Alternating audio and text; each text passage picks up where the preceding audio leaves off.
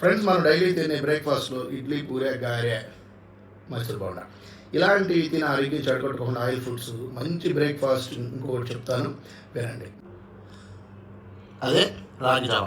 ఈ ఒక రాగి జావ కాదండి, దీనిలో రాగి పిండి, సజ్జపిండి, పచ్చజొన్నల పిండి 3 కలిపి నేను ఆల్రెడీ ఒక జావగా ప్రిపేర్ చేసుకున్నాను.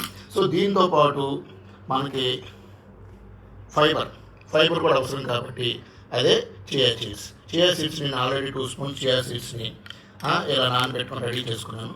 ఈ మొత్తాన్ని ఇప్పుడు దీనిలో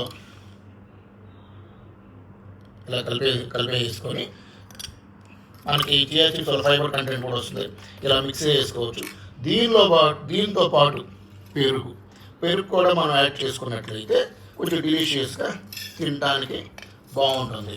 ఇలా ఒక్కటే సరిపోకపోతే దీంతో పాటు 2 బాయిల్ ఎగ్స్ విత్ ఎల్లో మీ ఇష్టం. లేదనుకుంటే ఇలా 4 ఖర్జూరాలు ఇవి తినండి. మంచి బ్రేక్ఫాస్ట్ వస్తుంది, హెల్దీగా ఉండొచ్చు.